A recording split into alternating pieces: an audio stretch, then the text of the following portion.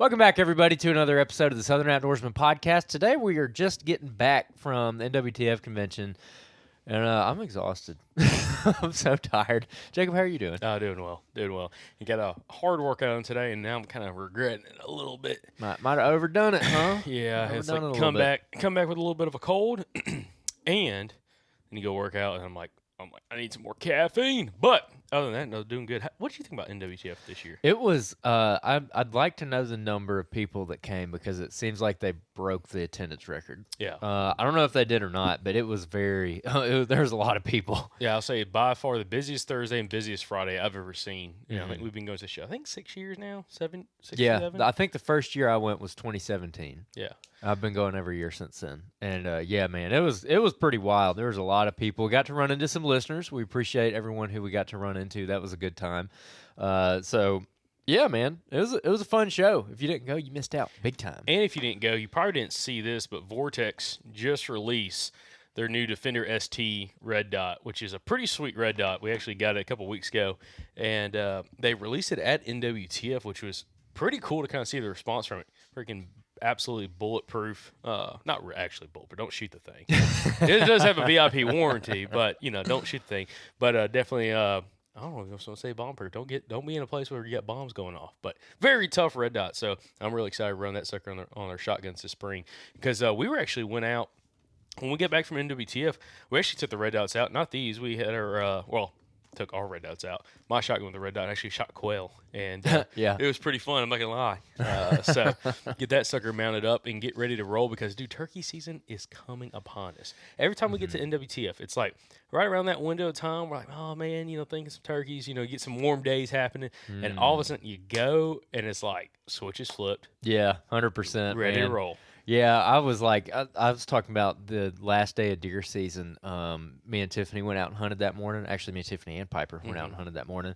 And we went out there, and it was like kind of warm right there at daylight, and the birds started chirping, right at gray light. And I was like, oh man, I kind of like sat up in my seat a little bit and was just listening because I was like, oh, they might gobble this morning because last day of season here is February 10th. So pretty late. It's not uncommon to hear birds gobbling in February. I mean, you Yeah. can definitely hear it. And I heard from a couple other people that morning that said that they heard birds gobbling. So I was kind of listening, didn't hear one, was kind of disappointed. But yeah, I've been getting excited for turkey season. But then, yeah, NWTF shows up, and it just really flips that switch. Especially, I don't know what it is about it either. I think it's just all the stories that you get to talk about with people about turkey hunts they had last year, or just talking turkey with people. It kind of reignites that flame, and man, it was very interesting. Got to go with a lot of people and talk turkey, but also got to go to a seminar. It was pretty interesting, a research seminar by Dr. Craig Harper out of Tennessee, Yep. where they were essentially studying. University of Tennessee. Yeah. University of Tennessee out there in Knoxville, and they studied the effects of a delayed turkey season on I'm gonna kind of butcher it, but just to sum up, basically nesting dates and nesting success. Okay, so we've had Dr. Chamberlain on the podcast, Dr. Michael Chamberlain on a couple times, and we've done a good bit of talking about turkey seasons and I guess the decline in turkey populations. And one of the theories behind the decline in turkey populations is that we're killing too many turkeys too early. So basically, like the way that the pecking order works or the hierarchy works with turkeys, all the boys kind of duke it out, and then the dominant gobbler goes and breeds his hens.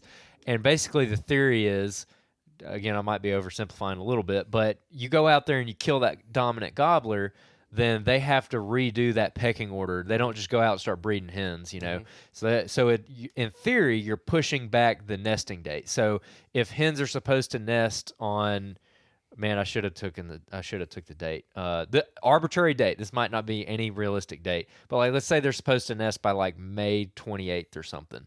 But now because of like some kind of interference, now they're not initiating that nest until June 15th. Mm-hmm. Well, then that puts them at a disadvantage because you have like weather events, you have extreme heat. Those poults don't get to live as long basically in summer, like going into fall. They have a shorter amount of time between when they're hatched and when they go into fall. So there's like a lot of factors that decline their chances for survival because they breed and they hatch at a certain time for a reason. Kind of like whitetails rut at a certain time because like especially in northern latitudes, they're wanting to drop those fawns at a certain time so they have basically time to get big enough to survive winter. Because if they're like if they're too young and they go into a really harsh winter, say in like Michigan or Wisconsin or somewhere like that, a bunch of fawns are going to die. So they have to be born at like a certain time to take advantage of that weather opportunity. Same thing with turkeys. Okay, so all that to preface that a bunch of states, based on past research, have started pushing back turkey seasons. Like my whole life, it's been about March 15th that we started hunting here in Alabama. Now, if you're a public land guy, it's April 8th. I mean, they pushed it way back. They like seriously cut into like when it starts. Now it does end a little bit later as well. So, but that pushing back that start date, there was a lot of mixed feelings on it, and a lot of people were upset about it. And basically, the study they did in Tennessee found that there wasn't really much of an effect by pushing the season back. So they had two counties that were non-delay counties. So they opened at the same time, and they had two counties that were delay counties. And they tracked them for a total of 6 years. They tried to track it for 8 years, but the state actually voted and changed the law to push turkey season back statewide. So the study kind of got cut short because those non-delay counties got delayed after 6 years of the study. But all that to say, and I would love to have Dr. Harper on sometime to talk about this, all that to say that basically what he found was the annual variation in like nest initiation dates. So like what date are the hens initiating their nest, most of the hens initiating their nest, or what or like hen survival or whatever. So those statistics, there's an annual variation in them. It's not like they have a calendar and they're like May 25th we're nesting. So there's an annual variation. Essentially, what he was making the case of is through their study, they found that the delay didn't have an impact greater than the annual variability.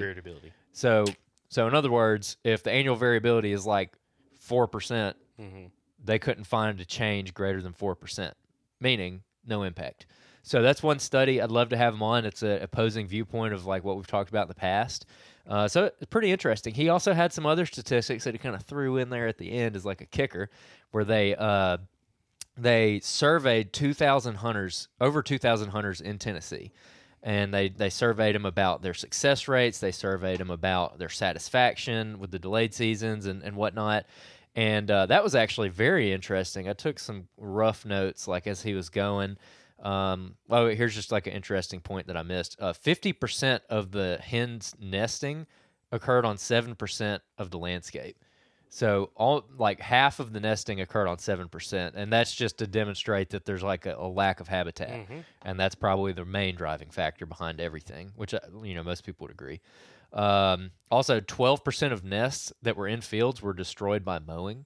So, if you got a club or if you got land and you got turkeys and you got overgrown fields, maybe don't mow during nesting season. 12%. That's a lot. Okay, let's see.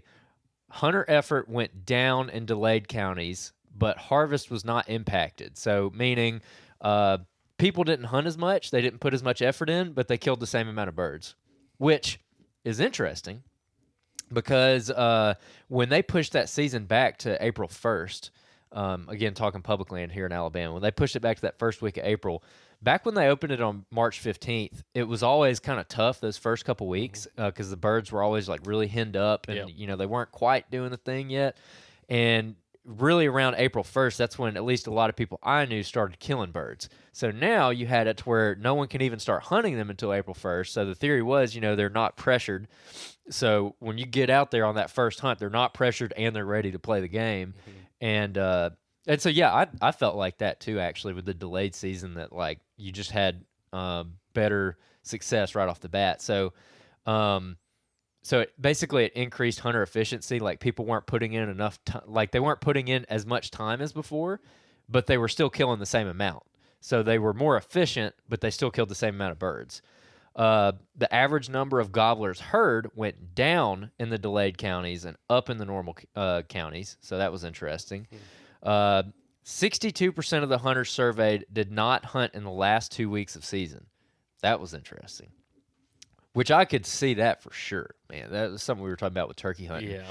In general, it like the further you get in the season, a lot of people start dropping off. It starts getting hot. The bugs come out, and or they're just not, not into it. They went on their couple turkey hunts, and Well, they stopped hearing gobbles for a couple hunts. They're like, Yeah. well, it's not worth. I'm going to go fish now. yeah, and also, man, he had a good statistic. I missed it on taking the notes, but you would have loved this one. It was the statistics of what percentage of hunters killed a bird, what percentage of hunters killed two, what percentage of hunters killed three, and it's like exactly what you'd think it would be. 50 some odd percent did not kill a bird, and then some odd percent killed one, and of course the guys who were tagging out was like a very small Yeah, percentage. probably single percentile. Yeah, it's like 9% or something like that. And then also here's a very interesting one that I want like people to roll around in their head a little bit. They maintained a harvest of about 30,000 turkeys a year. So the state of Tennessee killing about 30,000 turkeys a year, even after the bag limit dropped from 4 to 2. So he had this placed on a graph, and throughout the 80s and 90s or whatever, that number was just going up and up as turkey populations increased. It was going up and up and up, and then it kind of plateaued out around 30,000 birds a year, sometime in the 2000s. And basically, it's just kind of hovering. It's going up and going above and below 30, but averaging out to about 30K birds per year. That was when they had a 4 bird bag limit, and then they dropped it to 3, then they dropped it to 2, and it stayed right there. The only outlier year was 2020, when everyone was off for COVID, and then it spiked, and they killed a bunch. But that was also interesting that they changed the bag limit. It was 4, it went to 2, and they killed about the same amount of turkeys. So that was interesting as well. There was a lot of other stuff in it that I wish I could have got better notes on. He was moving pretty quick, and I was like 2 or 3 minutes late to it because they put it in just the weirdest place, and it took me forever to find it in Opryland. Anyone who's been to Opryland knows how confusing that place is, and I know it pretty well, and it still took me a long time to find that room. So anyways, super interesting stuff. I'd love to get some comments, some feedback on what people think about that study. Do you agree with the delays? Do you disagree? Do you want to hear from Dr. Craig Harper on that? Hit us up. I want to hear it. What do you have any thoughts on it? Interesting thing about it. So harvest rates never change. Still average out to roughly 30,000 birds a year based off his study. But the bag limit went down. And I've heard a lot of people talk about, especially in the turkey hunting industry, that reducing bag limits is not saving turkeys. Yes. It's not having an effect because the general population isn't killing a turkey. Yeah. And then the amount of people that are killing turkeys, I wonder how that averages out per state. I wonder what Alabama's success rate is.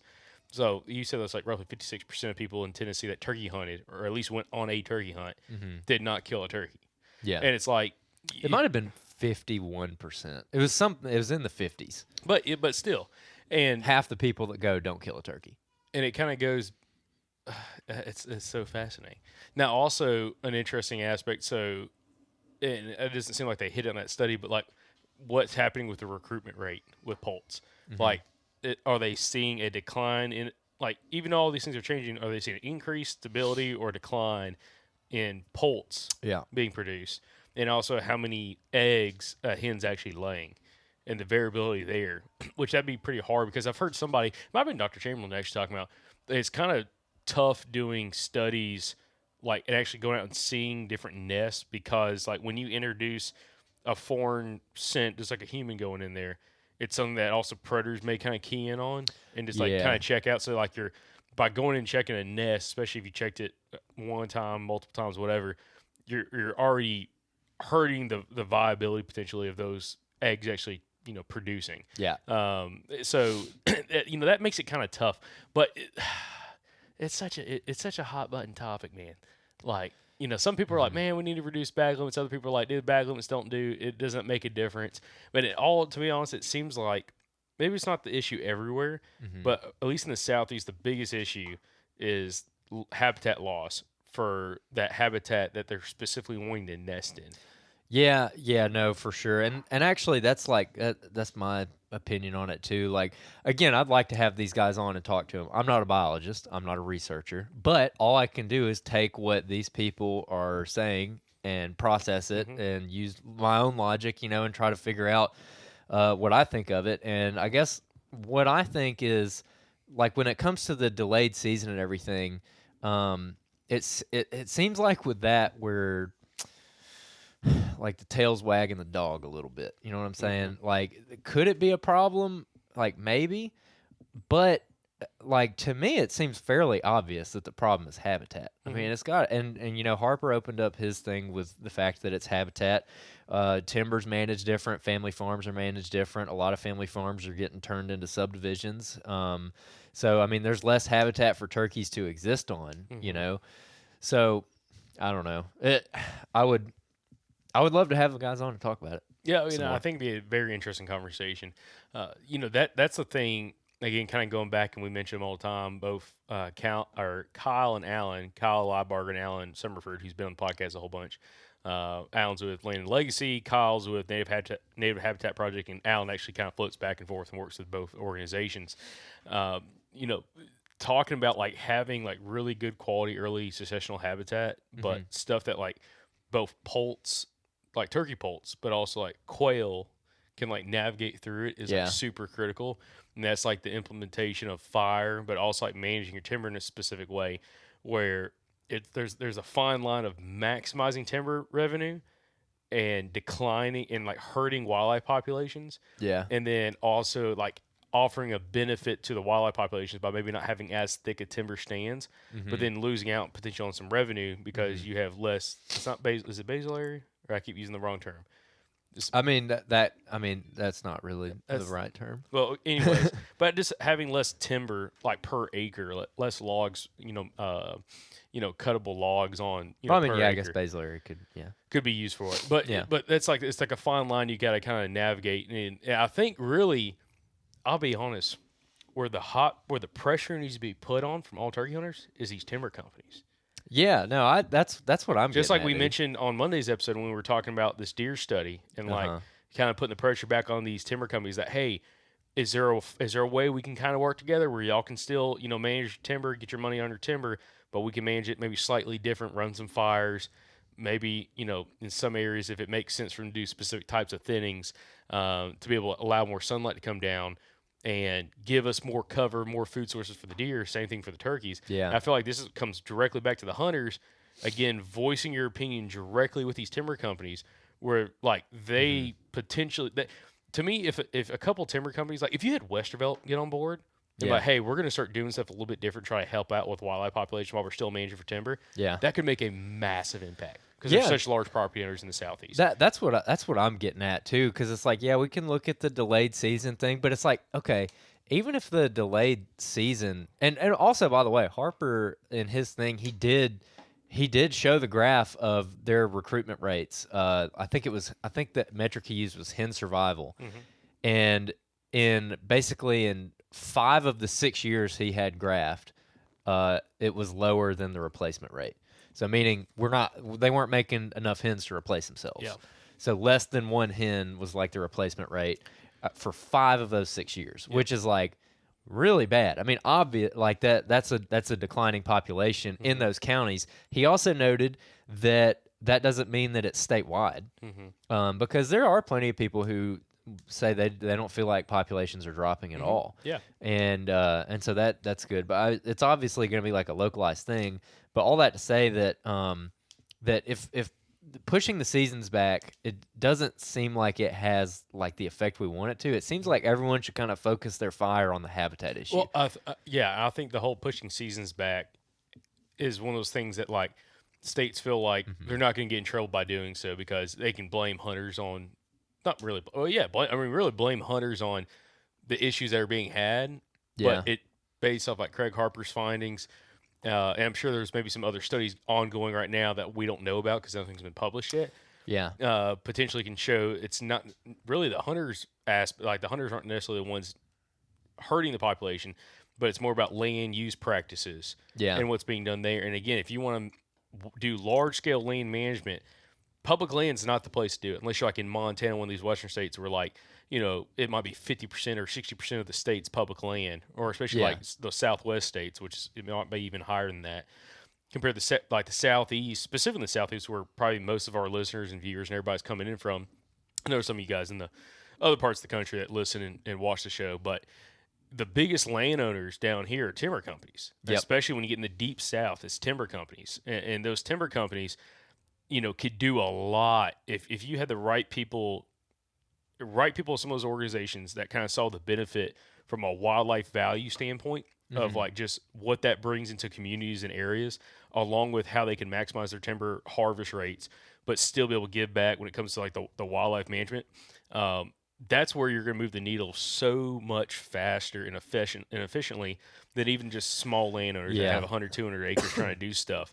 So I feel like the more that could be done, where these different organizations like Turkeys for Tomorrow, I'm sure these organizations are kind of trying to build relationships there, but like Turkeys for Tomorrow, NWTF, and other organizations, having relationships and working relationships with some of these large timber companies and try to help move the needle. And the same thing, getting state on board of like, hey, what could we do, guys? Is there a way we can kind of, how can we start running some more fires? How can we work on, thinning some more? How can we incentivize that? Absolutely. From a policy standpoint, how can we incentivize the timber companies to do that kind of stuff? Absolutely. Because we can't just come to them and be like, out of the goodness of your heart and for the good of turkeys, will you please make less money? Absolutely. So there has to be some kind of incentive there. And also, by the way, one way I've heard it put too is, like I wouldn't necessarily say they're like trying to quote unquote blame the hunters, but I think it's more of these state agencies. Like, this is how I've heard it put to me before. Yeah. They can't control what a timber company does. The only thing they can control is the regulations. Absolutely. So they're trying to control the regulations. I understand like the thought behind that, but also on the delayed seasons thing, for instance, if let's say 10 years down the road, there's a bunch more studies and we know for sure that it does not work, are they going to put the seasons back where they were? No, absolutely Probably not. Absolutely not. Probably not. So, once it moves, once it gets taken away, then it's probably gone. Yeah, absolutely. So that's why I'm like, hey guys, let's maybe pump the brakes here a little bit on this stuff, because I've heard people arguing for an even later start. Like Alabama opened April 15th. Yeah, which would be complete insanity in my opinion. Like that's so late.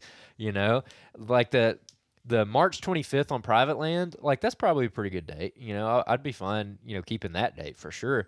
But like they keep pushing it back. Like on public now, you can't hunt till April 8th.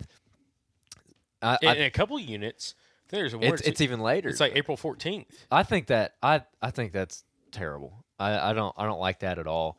And I'm sure that there's a lot of people out there that disagree with me, but that's okay. We can disagree, and we still be friends. Absolutely. But that's just so late, especially for the public land guy. Like it just sucks for the public land dude. Like I'm, lucky enough to have this club right here, but for years I didn't have that. And when they started implementing that and pushing back all these season dates, it was like, man, like this sucks. Like if you think this delay works, why are you only doing it on public? Why don't you do it on private too?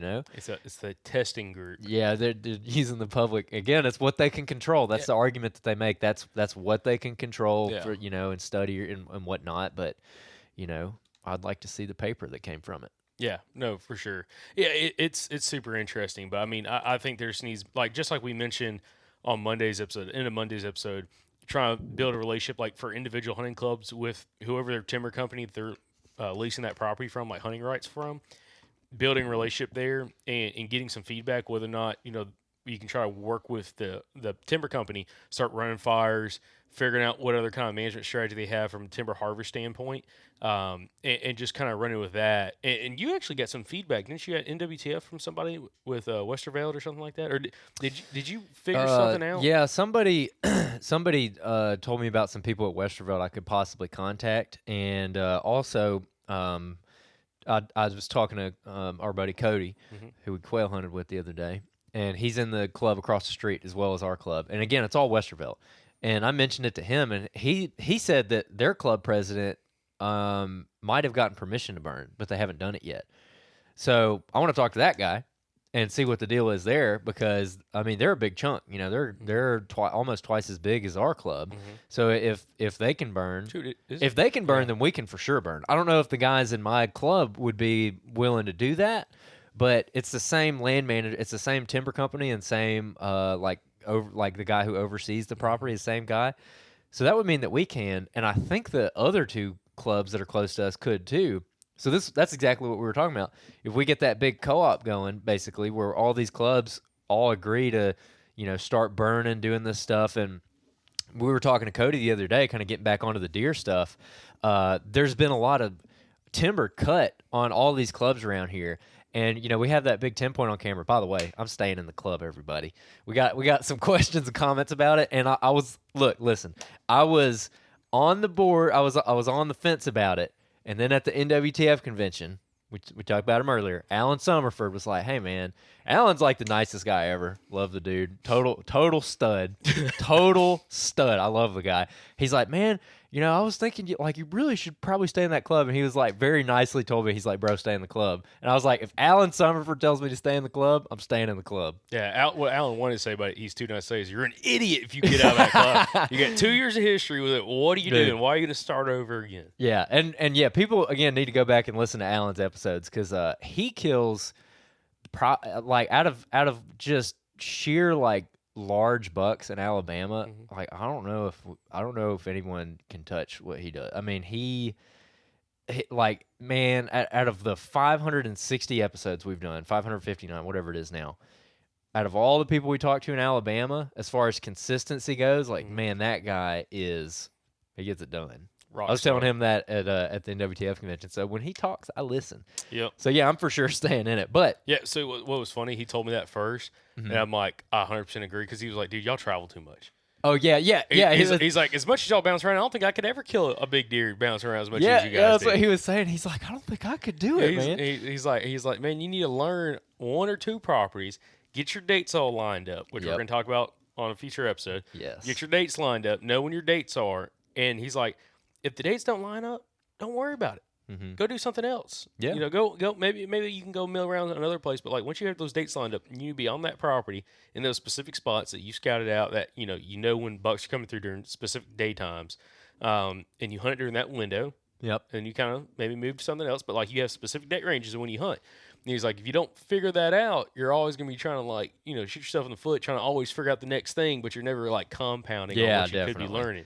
Definitely. Well, and so we just had that conversation with him, and then we come back here and we start talking to Cody, and we talk about the 10 point a lot. Now that season's over, and we're discussing where we've seen him and everything, what the other guys in the club were saying. And you asked him something about on the other club across the street, what's a big deer for them, and he was saying 125, 130, but there's a lot of new cutovers in this area, and this is something we've discussed a little bit in the past. So they just cut some stuff on my club. They just cut some stuff on the club across the street. They cut a lot on one of the other clubs, across the street. And Cody's property. Yeah, and Cody's property they cut. So and dude, we might have to have him on just to talk about his management strategy for that place, because Kyle and I told him, I'm like, I need to introduce you to these guys, because I'm do you know them? Like, no, I don't know anything. What he's doing is going to be unbelievable in that property. Oh yeah, unfreaking believable. When he his 5-year plan is kill 150-inch deer on that property, and the area is definitely has the potential. It's just the lack of food and just not a ton of deer, but just really lack of food and good quality cover. Yeah. More food than anything. And what he's doing on that property is going to be unfreaking believable, dude. Well, it plays right into this past Monday's episode with the MSU study that we went over this past Monday on the genetics versus nutrition, and all that stuff that they're cutting, all those trees that they're cutting, open up the canopy, they're thinning pines, they're doing full clear cuts. That's going to produce so much more food that. And we had so many young kind of up and comer bucks on the property this year, and I know Cody had a bunch as well, that they're all going to get that shot of good browse and a lot of food in all these new cuts. So it should be a good stretch of years. We were talking, he was mentioning that 5-year plan to kill a 150. I think he could for sure do it in 5 years, especially with everything going on just again in the neighborhood. Well, and I told him, I'm like, there's people 7 miles north of you, 8-10 miles north of you that kill 170s. Yeah, 100%. And it's like, why can't you, 7-8 miles away? Why can't you do it on your property? Yeah, definitely. I'm like, Great point. I'm like, the area can do it. It's just having the right food, and I mean, just to be able to like relieve the stress from the deer, like just like that study talked about. Like if a deer lives in a less stressful environment from food and social stresses, which just means too many deer and too many mouths on the landscape, and they have ample amount of food throughout the whole year, they can do some special things 5-10 years.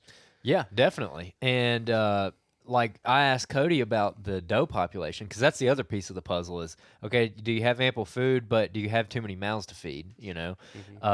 And he said no, I think we're good. And I agreed with that for sure, because that's what I was thinking kind of coming out of this deer season, because it's not like you see a doe every single time you go hunt.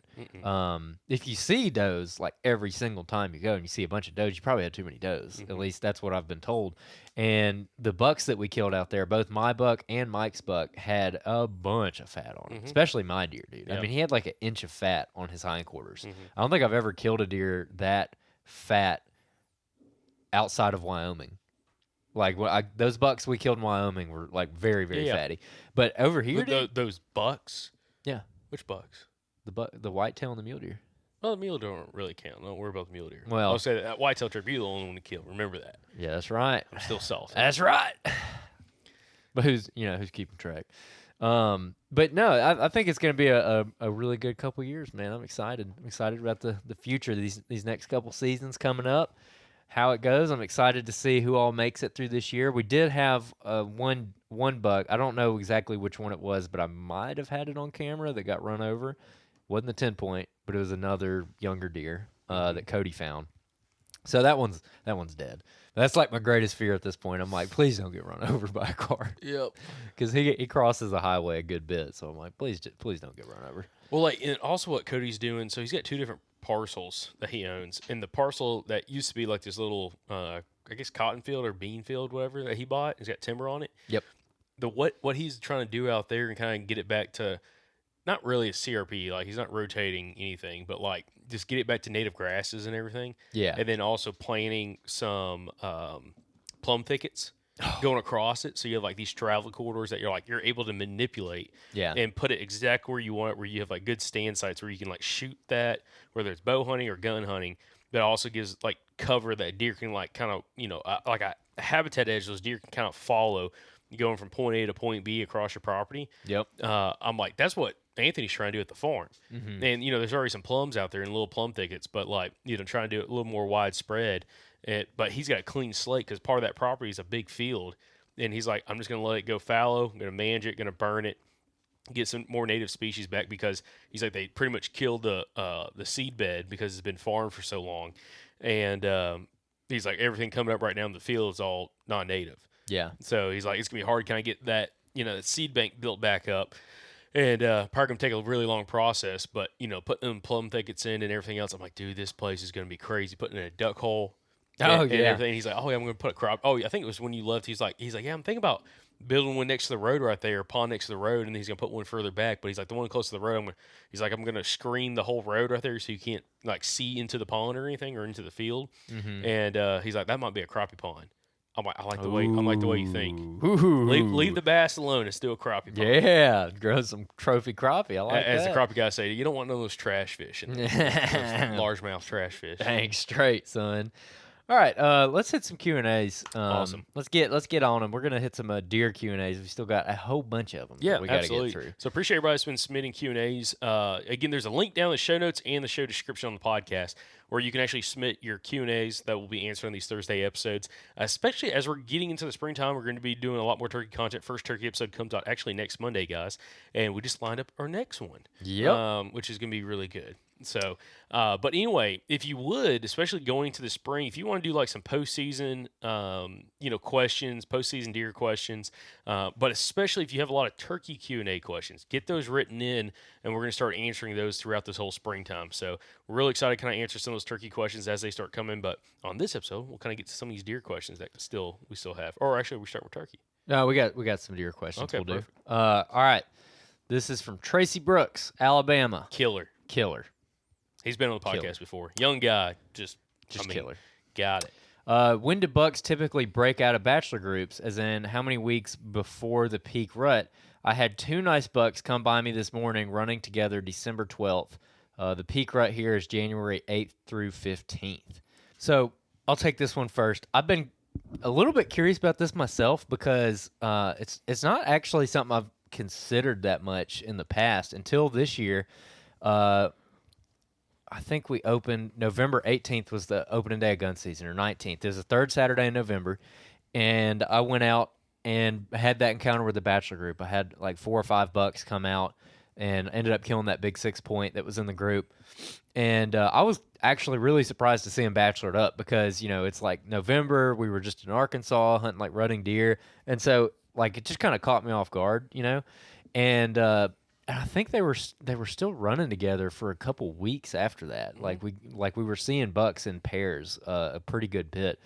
So I don't know, man. It's hard for me to say. I'd say probably like a month before, roughly a month before they might start breaking up. But it depends on your area. I think it also depends on your age structure. Like I've seen during the rut, 2 young bucks together. Actually, yeah, I see that. 2 1.5-2.5 year old bucks. Like I see that all the time. I don't think it's because. I think it's partly because like even though their testosterone is kind of going up, they're not really fighting it out, and they're just trying to figure out what's going on for the most part. Yeah. I think your older age class bucks are the ones to first peel off. Like again, you look back at when you shot the 6-point, 10-point might have been with him. Okay. Well, but he wasn't necessarily right there with that group that as close as and all just the to other preface, if people missed that episode, that the big 10-point on the club was running with this bachelor group. They came out, and I watched them for about 15 minutes waiting for the 10-point, and it got to be the end of the legal light, so I shot the big 6-point. But he kind of disappeared for a while, and I think he was probably the oldest buck in the group, and he just kind of split off. So I think it really happens. It'd be fun. It'd be interesting to kind of ask some other guys who have a lot more experience running trail cameras and really trying to figure out when this kind of happens in different areas, because especially in Alabama and a lot of the deep south, the rut's so all over the place. It's like when they might break up here where we're at, or like on some of our public that we hunt at, they rut in December. It can be completely different from other parts of Alabama where they might not be rutting to the last week of January or mid-January. Yeah. So,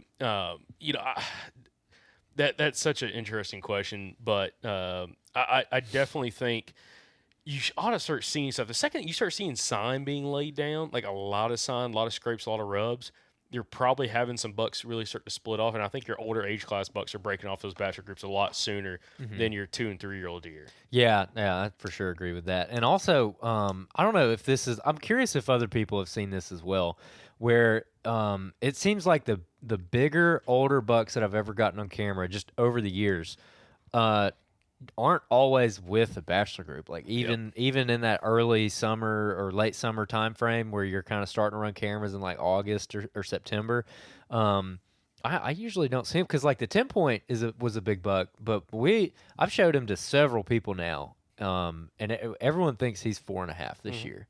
So he's not that old. I mean, he's just now kind of getting into his prime, and a lot of people would say he's not in his prime yet.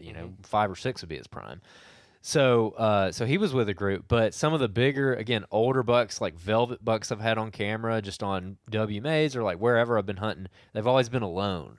Like the ones that that are probably like that much older age class, they've always been by themselves. See, people say that, like, because I've heard a lot of other guys say, like, 5-6+ year old deer, there's a good chance he may be by himself or maybe just with another buck. One thing you don't realize, and I don't think they're ever with, when they get to that age, like a huge group of deer. I'm sure someone probably has a confirmed 5.5, 6.5 year old buck with a bunch of other bucks, in August, hanging out, off not on a corn pile, but like off a food source, just on a transition area and travel corridor. But the thing is, your camera's watching a very specific view. Okay, yeah. Like there was a time, I don't know if you saw today, we had one of our cell cameras go off. It's still on a scrape. And there's a doe or it might have been Spike working the scrape. And if you didn't really pay attention, there's another deer standing way up on the ridge of behind it. Yeah. And then a couple minutes later, the other deer comes in. He's a little 8-point. But it's like, how often could you have a deer walk just behind the camera that's in a bachelor group and you just see one of them? You're like, oh, man, he's all by himself. But, I mean, my thing is, unless you got transmitter collars on a whole batch group, you don't, or a whole bunch of bucks, you don't really know whether or not they're running by themselves. But I think probably at an older age class, we've had other podcast guests on the show talk about, it does seem like they're a little bit more loners at that point. Yeah, But yeah. I think it has to depend on your area, because I've talked to guys like, I think Michael Perry's talked about this a little bit, catching bucks in the summer on camera, and it seems like a lot of those older bucks are like in pairs. Yep. Or maybe by themselves. But it's like, again, you never really know unless you're like, you have your camera in a spot, and if they come through that spot, there is no other way to get past that camera. Yeah, again, I'd be really curious to hear other people's experiences on that. Like, write it in the comments, email it to us, whatever the case may be. Like, I'd love to hear other opinions on that. So, Ooh. what? By the way, one segment I want to start doing on the podcast is reading a couple YouTube reviews. Oh, or YouTube comments. Yeah, we need to start doing that. All right, next up, this is from Dustin Higgins from Mississippi. He said, I hunt Central Mississippi, and I killed a nice 8-point on November 25th. I decided to hunt a hardwood ridge that starts in select cut pines. I sat on the ground and rattled very lightly for about 10 to 15 seconds. About 5 minutes later, I had a 3.5-year-old buck and a mature buck almost run over me. They stopped in the hardwood bottom beside me where I made the shot. Is this indicating that they're in rut or just asserting dominance? I say that because I'm only seeing spikes messing with does lately, no heavy chasing that I've observed. So it sounds like maybe like kind of that early rut time frame. Like, I don't necessarily think that would be like an indication that they're in the rut, but maybe like pre-rut. I mean, I would say, because it seems like that rattling and grunting is most effective like right before it kind of breaks over into the rut. And the fact that you're seeing little bucks like spikes messing with does, it confirms that even more for me, because those little bucks, like, they don't know what they're doing, and they start harassing the does, way before they come into heat. So, like, that's how I've always actually looked for, like, signs of the rut, like signs of what's to come.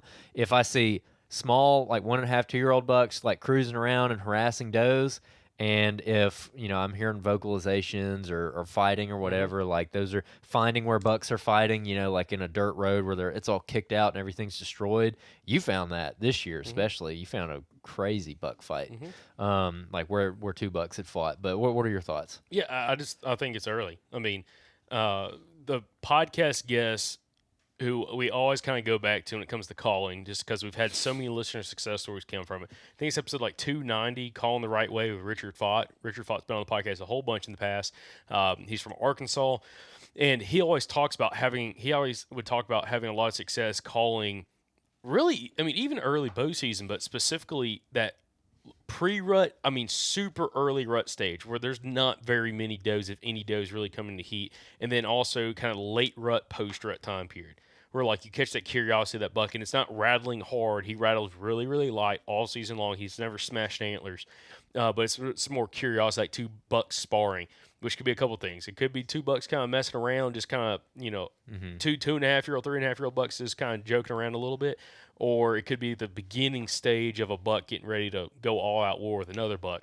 But, again, I think just based off what you're saying, it's just early where you're at. But the thing is, remember that. You need to remember that date, November 25th. Yeah. And you need to be back in that same area next year doing the exact same thing again. Yes, okay? 100%. Because mark it on your calendar right now. Mark it on the calendar, because I've got a spot, and after talking to some past podcast guests and also future podcast guests we're going to have on this summer talking about this, when you have success doing that, whether it's calling in deer or seeing like mature bucks during a certain window of time in a specific spot, you need to remember that and be back in there in those same areas doing the same thing again. Because I called in that my first buck my second buck I killed in Alabama this year, grunted him in 10 yards, shot him next day, did the exact same thing, called in another buck down the same trail out of the same tree. He stopped just inside the thick pines. I couldn't get a shot at him. I could see his brisket, I could see his neck, could see his legs, could not see his head, don't know how big he is. Acted like a mature buck, don't Probably really know. a booner. I mean, you see his neckline come all the way down to his brisket. Probably a big deer, don't really know. Wasn't going to ground check him because of antler point restrictions. But I know that date range specifically, I will be back in that tree doing the exact same thing in that spot and just seeing, because for whatever reason, it seems like those bucks are coming through those areas and they're looking for something of that sort, something that's catching their eye, catching their ear, that is telling them that, hey, something's going on, whether there's an early doe comes into heat, Bucks are getting a little bit more aggressive. They're laying down a little bit more sign.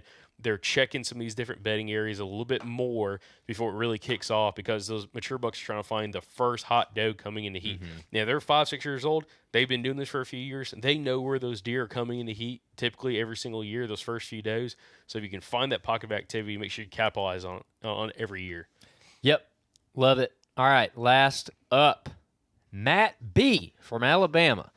New hunter question. I have around 40 acres to hunt, all private, basically all hardwoods, with about 2 acres worth of old ag land that is still kept mowed. 1 to 3 people hunting this property. It's about 1.5 miles from the edge of a national forest. Between is pretty much all timber property. The property right behind me is leased to a hunting club. Onyx shows besides the clubs that surrounding me, my neighbors have green fields planted. I have 3 cameras out and have had them out for about 2.5 years. I repeatedly see a nice 8-point and many does. I understand to hunt the transition from my hardwood and pines on the property lines.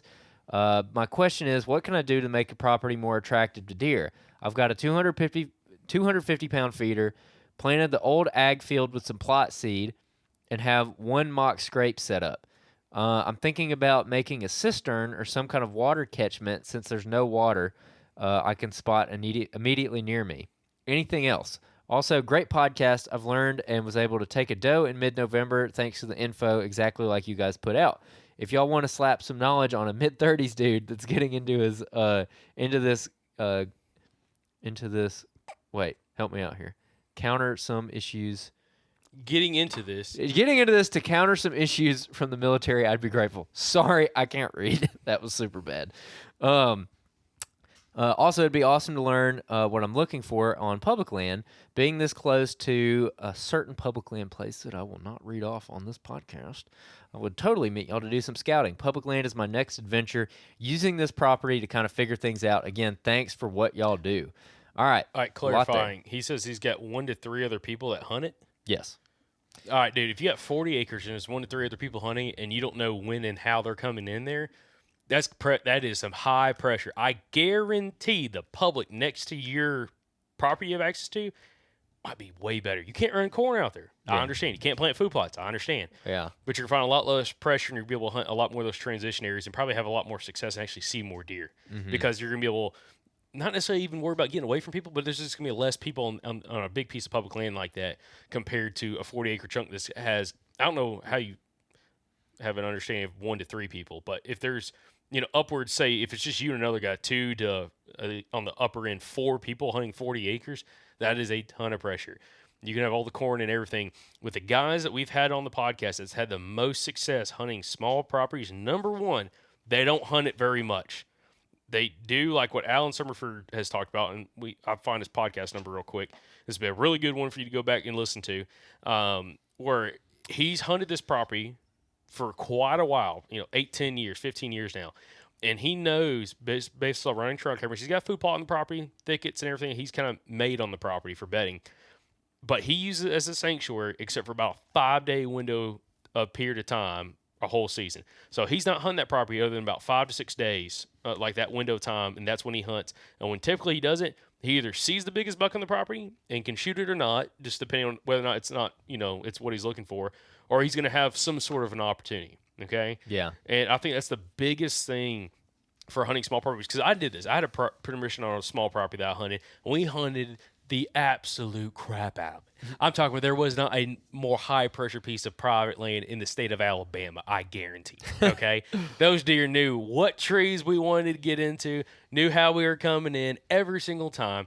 And funny enough, my brother still killed a pretty nice buck on the place. But that was late post-rut, the whole 9 yards, and, finally caught a buck coming through there. But the situation is, if it's you and other guys on the property, it's going to be very hard for you guys to kind of work together, more than likely, unless you're all on the same page, of only hunting it during a very specific window of time based off daylight activity on cameras and when bucks are actually using that property. Because a buck's not going to stay on 40 acres. A doe's not going to stay on 40 acres.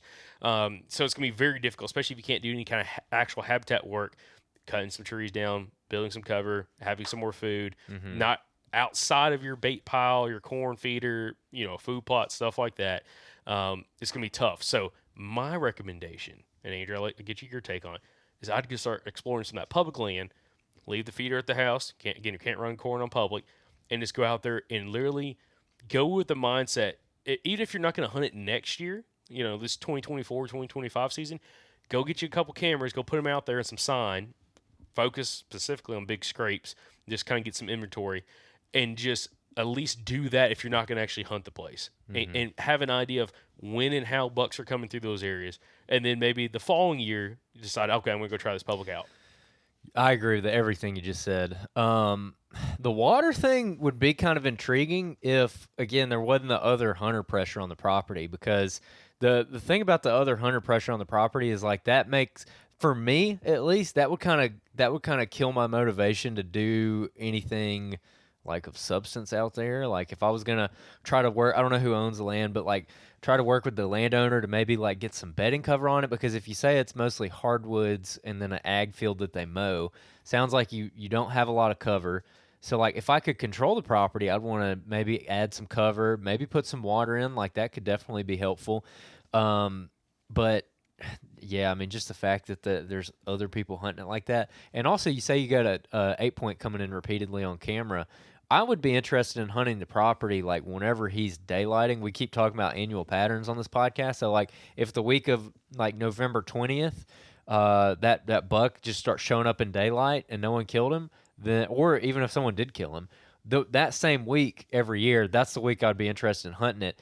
But to make the most of the property, like you said, Jacob, I would learn the other hunters, like how are they walking into the property, what trees are they hunting, how are the deer possibly avoiding them, and take that approach to it, and be, instead of making it like, oh, this is your property and this is where you hunt, make it more surgical, like where you're like, these are the days where I go out there and I hunt it on very specific days in a very specific way, and then other than that, go hunt the public. Kind of like we were talking about earlier. You don't want to bounce around too much, but at the same time, a lot of guys with small properties like that kind of work themselves into a corner because they got an 8-point on camera, and the other 3 guys, know about the same deer, and so they're like, well, I got to go this Saturday, otherwise one of those guys is going to kill it, or I just got to put my time in and hunt it, and you're kind of making the property worse when you do that, especially when you're habitual and you do the same thing over and over and over again. So I would take a more like strategic approach to hunting the property, and just take what you've learned with your cameras. I'm assuming if it's 40 acres, you've probably walked the whole thing by now. I mean, if you haven't, for sure, walk the whole thing, find out where the scrapes are, if you got any scrapes on the property, and find those 2 or 3 good spots. Like on 40 acres, you might have 2 or 3 like good spots. You might only have 1 good spot. Yeah. And figure out where that is. And if nobody else is hunting it, don't put a ladder stand up. Don't put a ground blind up. Don't put flagging tape up. Don't put a feeder up. Don't even put a trail camera up unless you're going to hang it way up in a tree, because I wouldn't want any of the other guys, again, assuming that you're not working with them and it's like kind of competitive, I wouldn't want any of the other guys to know exactly where that spot's at. And that's actually one thing I was talking to Cody about the one sticking thing, is I really like one sticking, and this is something I didn't even think about till I started doing it, because there is absolutely no trace that I ever hunted that tree. There's very small little scratches where the stick bites in, but it's not like a climber where you're chewing that tree up all the way and anyone can see like where you climbed that tree. Yeah. Because I don't want, like I made the case at the club, there's some guys in the club who are hunting all over where that 10-point is, but they're hunting like not far at all from where they probably could kill him, but they're accessing it wrong and they're facing the wrong direction in most of their setups. And so I don't want to go skin up a pine tree, climbing it 2 or 3 times in the kill spot where that guy can go walking through there and see that and be like, oh, this is where he's hunting, and then, start hunting my spot. Not my spot. I don't own the spot, but, I'm just trying to be secretive about the stuff that I've worked hard to figure out. Yeah. So what's your take on that? So instead of having the tree skinned up, looking like, you had to climb up and down, it looks like a Black Panther came through and just sharpened his claws on the tree. Wildcat came climbing up that thing. By the way, so the episode you need to go back and listen to is episode 476. It came out last May, and that was with Alan Summerford. The title is Chasing Southern Giants with Alan Summerford. So in that episode, again, episode 476, he goes in detail about the success he's had both on large properties and small properties and how he hunts them differently. And I think anybody out there that's hunting a small property, and I say a small property like less than 75 acres, probably. I mean, almost maybe less than 100 of what you should do. Because I kind of told Anthony a little bit about this episode too, and he likes Alan because Alan came down to the property and walked the property. It's like if you can have another area to go hunt where there's a hunting club, a piece of public land, something else, and you just kind of save that property until like the timing when you have a little annual history on the property with like certain time frames, date ranges that bucks are daylighting, but also kind of watching cameras and seeing when activity really starts spiking during daylight, and then go in there and strategically hunt. You're gonna have a lot more success killing a lot bigger deer. Yeah, absolutely. All right, we're gonna wrap it up with this because we got somewhere to be. We got one new review that we're going to read. This is from Byron Fields. He said, new to hunting, 5 stars. Hi, my name is Byron from North Carolina. Never been hunting in my life, but I always wanted to go, but never had anyone to take me or show me how. Listening to y'all is helping me learn how to get started. Byron, if you're listening right now, let me tell you, you better tune in on Monday. Yep. It's a fantastic episode for a guy like you who's just now getting into it. Very fundamental, very foundational. It's just a fun episode, man. I'm excited to release it. So. And some hot tips to how to get into turkey hunting if you never turkey hunted, and or just any kind of hunting, or any kind of hunting. And listen, you're gonna want to go if you don't have private land. You're going to want to go find some animals on some public land, and it will come in handy for Monday's episode. That's right. Just take that note. Appreciate everybody who listens to the podcast. Appreciate everybody watching the podcast. Appreciate everybody that's buying all the merchandise. We get some new hats in stock, or working on getting some more hats in stock. Again, got our order of our chocolate chip brown on brown, actually brown and dark gray patch hats, which are a sweet hat.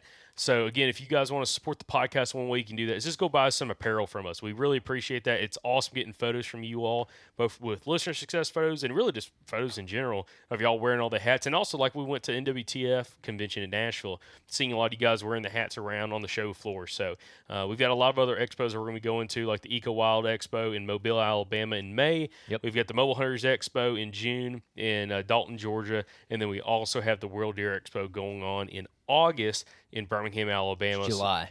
Oh, why do I keep saying it's August? It was August a couple years ago. I don't know. Is it back in July? Okay, Yeah, well, it's it's in in July. July. I'm sorry, everybody in what are you doing? Birmingham area. But anyways, we're going to have apparel there. Also going to be coming out with some new stuff as well. Oh, we got some new hats that are going to be coming out. They're going to look awesome. Yeah, we got some stuff that if you want some of the new products, you might want to come to one of the expos because that's where they're going to be launched at. So Yeah, they sell at the expo. Sorry, everybody else. Yeah, that's right. You can't come to the show. You better get them while they're hot. You have to wait until we get some more in. But anyways, appreciate all the support. Appreciate everybody watching and listening, and we'll catch y'all back here on Monday's episode from the Southern Outdoorsman podcast. You're not going to want to miss it. Again, kicking off turkey season content. And other than that, just remember one thing. Y'all stay Southern.